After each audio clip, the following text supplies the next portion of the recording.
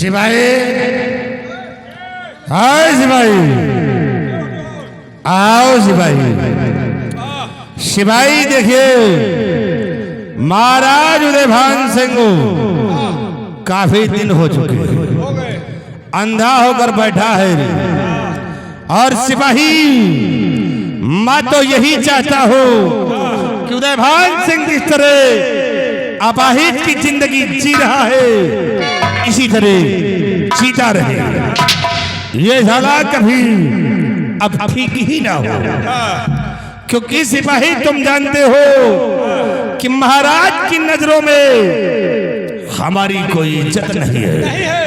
और इज्जत किया है तो सेना पर से सिंह किया है। और काफी दिन गुजर चुके हैं महाराज के साथ वफादारी करते करते, लेकिन वफादारी में आज तक मिला क्या है? कुछ भी नहीं। इसलिए सिपाही अब हम वफादारी को पीछे छोड़ते हैं और आज के बाद यह भीमा सिंह गद्दारी के रास्ते पे चलेगा। इसीलिए सिपाही कहावत में कहा गया है कि नेकी कर तो जूता खा और बेईमानी कर तो बाबू बन जा। तो इसलिए हम आज के बाद बेईमानी के रास्ते पे चलूंगा। और सिपाही, सबसे बड़ी आश्चर्य की बात तो ये है कि कुंवर विजय सिंह गया है बाबा को मनाने के लिए, और बाबा मान गया तो हमारे अरमान चूर हो जाएंगे। इसलिए सिपाही अब भीमा सिंह देख कौन सी चाल को चलता है आज के बाद और कौन सी फितरत की जाल बिछाता हूं। सुनो मेरी बात।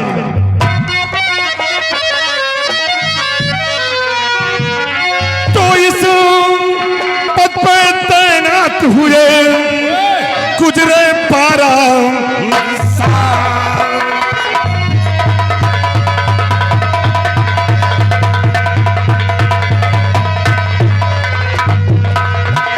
इस पद पे तैनात हुए गुजरे 12 साल।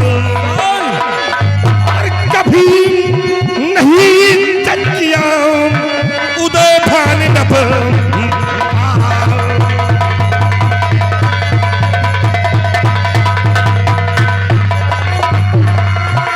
कभी नहीं इज्जत किया उदयभान नभ।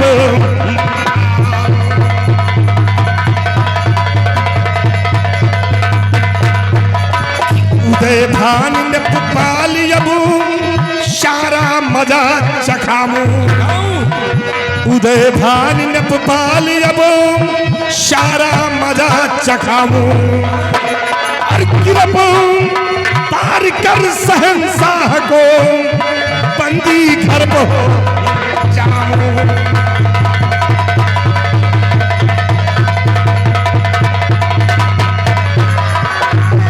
गिरफ तार कर शहंशाह को बंदी घर को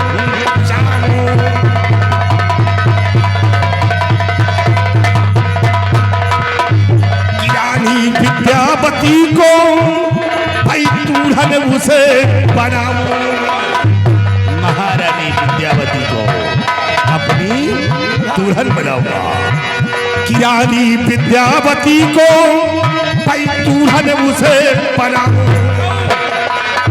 कसम एक दिन सिंहासन पे बैठे मौजे उड़ाऊं।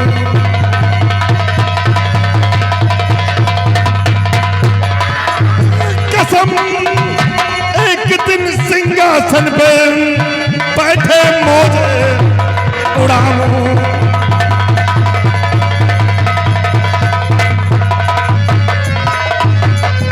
तो खापना दिल में खाऊं।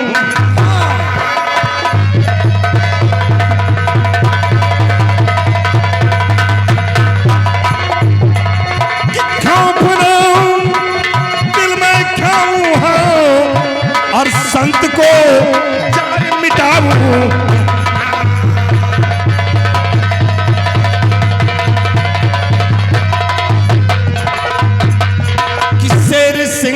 दुश्मन, सेना पर शेर सिंह भी दुश्मन है, शेर सिंह भी दुश्मन। और खत्म करो विजय सिंह को, पढ़कर जानी दुश्मन।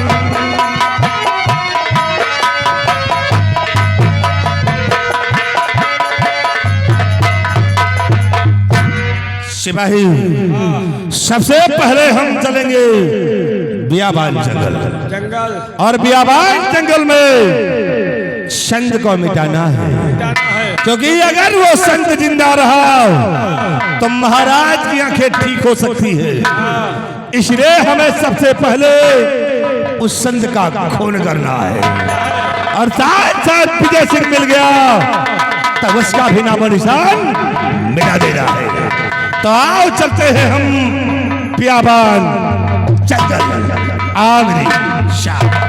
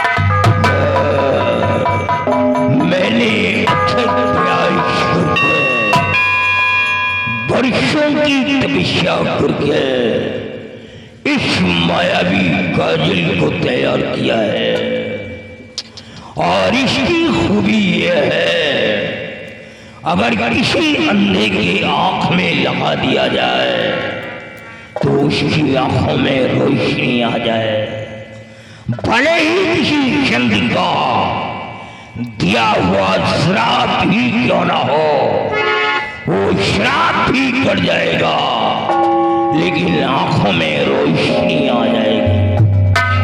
और इस काजल को अगर मैं अपनी आंखों में लगा लूं तो मैं दुनिया को देख सकता हूं, लेकिन ये दुनिया मुझे नहीं देख सकती। और जब ये दुनिया मेरे को देख नहीं सकती है, तो कौन है वो जो धरती पर पैदा हुआ है, जो मेरे को मौत दे सकता है,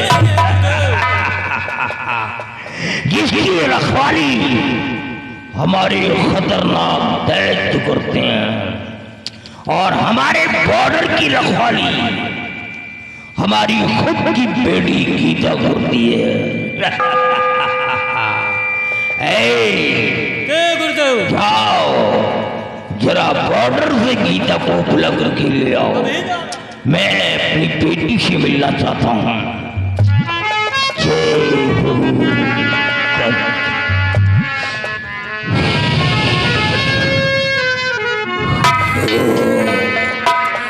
आज मैं अपनी बेटी से कुछ बातें करना चाहता हूँ। आओ आओ पुत्री आओ, सदा प्रसन्न रहो, आओ। और पिता श्री बतलाइए क्यों किया सुता को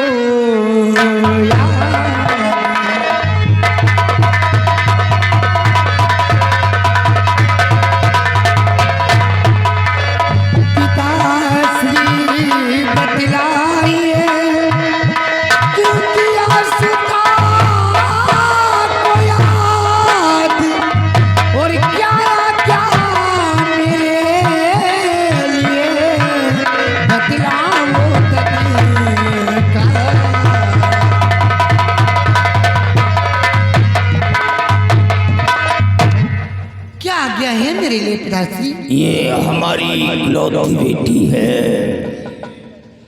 इसकी माँ का इंतकाल इसके बचपन में ही हो गया था।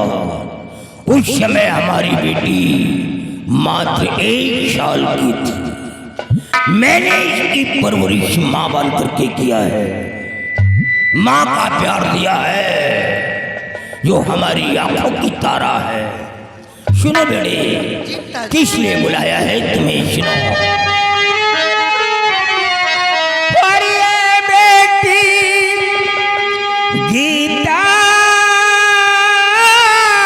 मेरी, सुनो हमारी माँ, और बॉर्डर पर रखना यही मेरा फर्मान, हमारे बॉर्डर की रखवाली करती रहना।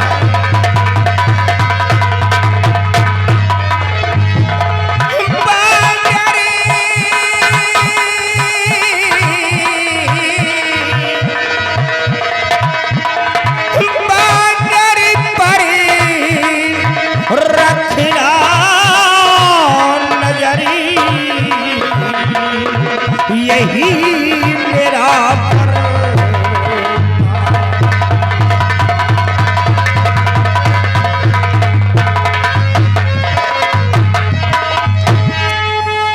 होरी धारी कोई दुश्मन नजर जो उठाए। सुनो बेटे,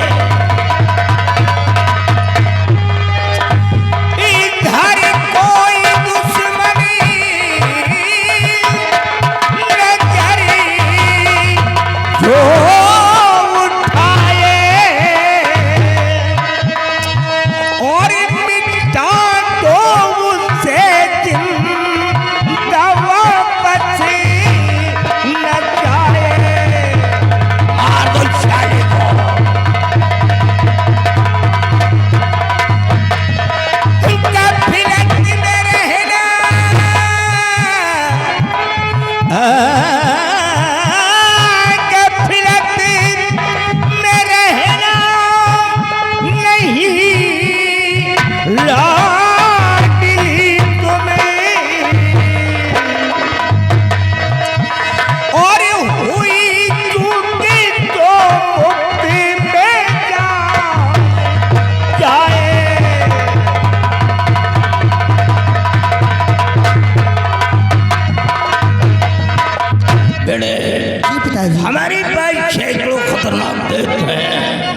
लेकिन मैंने उन लोगों को बॉर्डर की रखवाली करने के लिए क्यों नहीं छोड़ा? क्योंकि जितना विश्वास हमें अपने बेड़े के ऊपर है, किसी के ऊपर नहीं है। तो तुम्हारा एक परम कर्तव्य है, ये तुम्हारा फर्ज है कि हमारे बॉर्डर की रखवाली तुम हमेशा करती रहना। करो न फिकर कुछ पिताजी हमारे,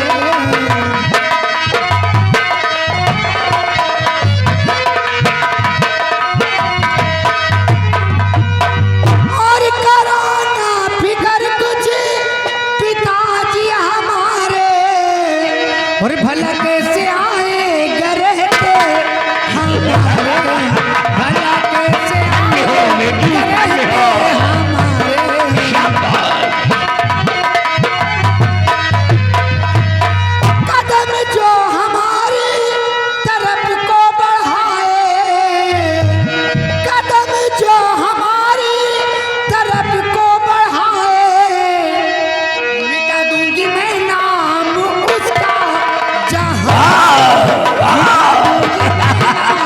उसका जहां। ये रही कोई बात। पिताजी आप फिक्र न करें, आपकी ये बेटी चुप न रहेगी। अगर कोई गुस्ताख हमारी बॉर्डर पे आने की कोशिश किया तो मैं उसका सर धड़ से अलग कर दूंगी। बेटी, तुम बेटी नहीं हो, हमारा बेटा हो। जी जो काम बेटे नहीं कर पाते हैं वो काम हमारी बेटी कर रही है। वो अंगूठी किधर है? मेरे पास है पिताजी।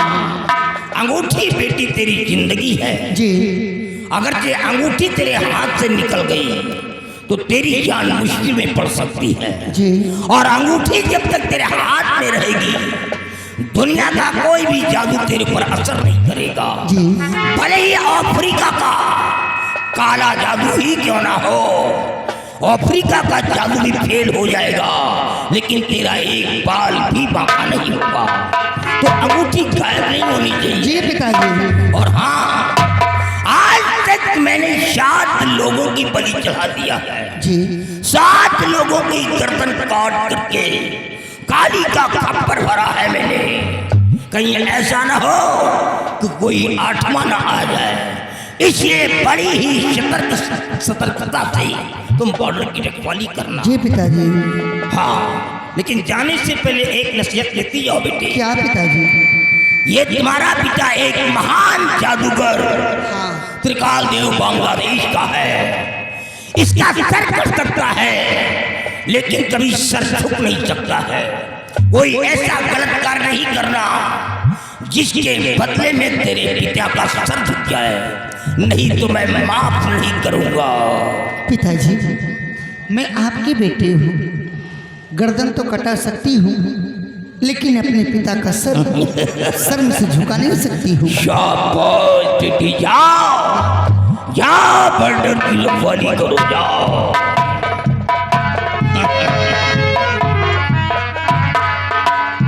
जिसमें इसी माँ का अंत हुआ था मैं तो टूट गया था कि अब मैं जी नहीं पाऊंगा।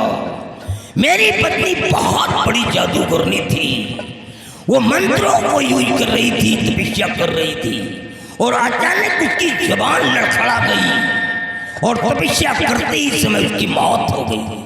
मैंने भरसक प्रयास किया उसको बचाने के लिए, लेकिन नाकाम रहा। लेकिन बेटी को देख करके अपने दिल में राहत लाया कि हमारे पास एक औलाद है। मैंने सोचा था कि बेटी की शादी करूंगा, लेकिन आज तक अपनी बेटी की शादी क्यों नहीं किया। इस समय हमारी बेटी 18 साल की हो गई है और एक बाप का सबसे पहला फर्ज होता है कि सयानी बेटी की शादी करके उसको उसके ससुराल भेज दे, वो अपनी एक नई दुनिया बसाए। लेकिन मैंने ऐसा किया नहीं, इसलिए कि मैंने प्रतिज्ञा किया है कि मैं उसी लड़के के साथ शादी करूंगा अपनी बेटी की जो मुझ जैसे जादूगर का बेटा होगा। हम साधारण इंसान के बच्चे के साथ अपनी बेटी की शादी करके जिंदगी बर्बाद नहीं करेंगे।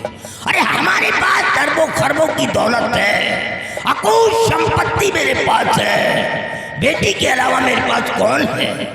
हमारा दामाद जादूगर का बेटा बनेगा और वो घर जवाई बन करके हमारी शुमाली गुफा में रहेगा।